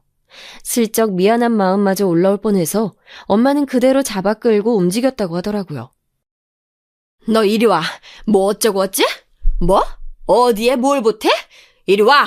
너 안 따라오면 이거 다 없애버릴 거야. 엄마는 한 손에 가발을 들고 무작정 따라오라며 끌고 갔다고 합니다. 어머니는 이러지도 저러지도 못하는 상태에서 가게 뒤편에 있는 엄마 사무실로 이끌려갔고 거기서 엄마가 씩씩대면서 사무실 책상을 몇 번이나 여다드며 소리를 질렀나 봐요. 야 이년아, 머리는 훌훌 비어가지고 있는 것도 없는 게 뭐가 어쩌고 어째? 너보다 많아 이년아. 돈도 너보다 많다고. 통장만 20개가 넘어. 네가 뭘 알아? 이 뒤의 상황은 엄마가 그닥 자세히 얘기해주지 않았고요. 그냥 그렇게 소리 지르면서 엄마가 가발도 문가 쪽으로 던져버렸더니 어머니는 그걸 주워들곤 도망치듯 나갔다고 하더라고요. 엄마는 그러고도 분이 안 풀려서 한참 씩씩거리다가 겨우 분을 가라앉힌 다음 저한테 전화를 했던 거예요. 저는 그런 상황도 몰랐던 게 왜냐면 어머니로부터 연락 온 게 없었거든요. 엄마는 도저히 그냥 넘어갈 수 없다고 하셨어요. 수진아, 나 이거 그냥 안 넘어갈 거야. 네 시어머니 다시 오라고 해. 와서 다시 나한테 여기서 사과하라고 해. 뭐 무릎 꿇고 오니 선물 사들고 오니 그런 거 바라는 거 아니니까 와서 얼굴 비추라고 하라고. 나 가게 아줌마들한테 창피하고 시장 상인들한테도 민망해서 못 참겠어. 진짜 이대로는 그냥 얘기 못 끝내. 빨리 전해. 얼른. 엄마 얘기를 들어보니 저도 이대로 묻을 순 없겠더라고요. 한참 부글부글한 상태로 대체 이걸 어떻게 해결하나 고민하다가 남편에게 전화를 냈고 모든 상황을 말했어요. 역시나 눈치 없이 지 엄마 편을 들길래 저도 여기서 아주 세게 말했어요. 오빠 되게 웃긴다. 지금 상황 파악이 안 돼? 어머니 편 들 때야 지금? 우리 결혼할 때 엄마가 보태준 돈 있는 거 잊었어? 엄마가 이 집 얻을 때 보태준 거 나 통해서 엄마가 빌려줬잖아. 왜 우리 엄마가 이런 취급받아야 돼? 집이며 혼수며 이쪽에서 더 많이 해줬고 빌려주기까지 했는데 왜 엄마가 돈이 있니 없니 하면서 어머니한테 무시당해야 하냐고. 당장 어머니가 우리 엄마한테 가서 사과하게 하지 않으면 나 이거 일 크게 만들 거야. 내가 어머니 아버님한테 전화해서 오빠가 거의 우리 엄마한테 빚지다시피 한 거 말할 거고 정 안 되면 나는 끝도 생각하고 있어. 그러자 남편은 아주 허겁지겁 저에게 말투는 화를 내고 있지만 자기 딴에는 급했는지 말려대더라고요. 수진아, 왜 일을 그렇게 만들어? 아니, 엄마가, 근데 근데 장모님도 잘하신 건 없잖아. 우리 엄마 머리 잡으셨다며? 그럼 똑같이 둘 다 잘못하신 거 아니야? 저는 안 그래도 남편에게 정 떨어진 지 오래였지만 정말 신물이 나더라고요. 그따위 생각 고수하며 살 거면 이 인간이랑 더는 미래가 없다고 생각했기에 저도 막판으로 가게 됐어요. 그런 생각이면 나 오빠랑 더 못해 먹겠다. 어떻게 자기 엄마가 한 짓 알면서 일방적으로 당한 피해자인 우리 엄마 탓을 해? 엄마가 가만히 있다가 어머니 머리채를 잡았어? 먼저 거기 쫓아가서 남의 업장에서 개망신 주고 불지른 게 누구야? 아, 다 됐고 그런 식으로 나올 거면 다 그만해. 정리해. 나는 그런 생각 갖고 있는 오빠랑 뭔 일 있으면 언제건 사돈 망신 주려고 작정하고 있는 시어머니랑은 가족으로 살기 싫어. 정리하자고. 그러고 얘기를 끊어버렸더니 결국은 자기도 별수가 있겠나요. 결혼 초기에 있었던 일이지만 엄마가 천천히 갚으라며 저희 둘에게 보태주신 돈에 대해서는 까맣게 잊고 있었나 봅니다. 기한을 넉넉히 주시긴 했다지만 까먹고 아무런 준비도 안 하고 그제서야 생각해낸 것도 어이가 없었고 전 당연히 남편이 적금이라도 들고 있을 줄 알았는데 그것도 아니더라고요. 얘기를 깊이 파면 팔수록 너무 실망스러워서 이혼을 얘기했더니 결국엔 아무리 봐도 지가 너무 코너에 몰릴 것 같은지 포기하더군요. 끝끝내 어머니는 우리 엄마네 가게에 직접 찾아와서 얼굴은 못 들이밀고요. 문자를 무슨 10통씩 보내가지고 미안하다고 사과했다고 하더군요. 자세한 내용은 모르지만 아무튼 우리 엄마한테 그렇게 무릎이 닳도록 문자건 뭐건 사과를 해댔으니 저 볼낯은 없으신가 봐요. 그 일을 당연히 제가 알고 있는 데다가 사과하도록 만든 것도 저여서 그런지 아주 코빼기도 비추지 않고 계시네요. 남편도 한창 기가 팍 죽어 있지만 저는 이렇게 판세가 바뀐 걸 유지할 생각이에요. 적어도 결혼 생활을 할 생각이라면요. 생각하면 할수록 어머니가 찾아와서 했던 그 기이한 짓거리를 용서할 수가 없네요. 나중에 꼭 본인 큰아들이나 막내 아들 장가 보내놓고 그 집 사돈한테 똑같은 꼴을 당하셨으면 좋겠어요. 그래봐야 우리 엄마가 얼마나 기막혔는지 아시겠죠? 별 더러운 꼴을 다 당했다 싶지만 앞으로 어머니를 볼 일이 없다면 그걸로 참고 넘어가려고 해요. 남편도 두고 보면서 벼르는 중이고요. 어머니로 인해서 겪은 스트레스로 인해 탈모도 심해지고 소화도 안 되고 청심환까지 먹었는데 엄마 일까지 겪고 나니까 결론이 명확해지는 것 같아요. 너무 두려워할 것 없이 또 저딴 진상짓이 일어난다면 미련 없이 이혼입니다. 이 글을 쓰는 동안 더 확고해진 것 같아요. 아무쪼록 저의 이 두서없는 얘기들 들어주셔서 감사합니다. 그나마 조금 정리가 되었고 털어놓고 매듭을 지을 수 있어서 다행이라고 생각해요. 그럼 모두들 건강하세요. 감사합니다.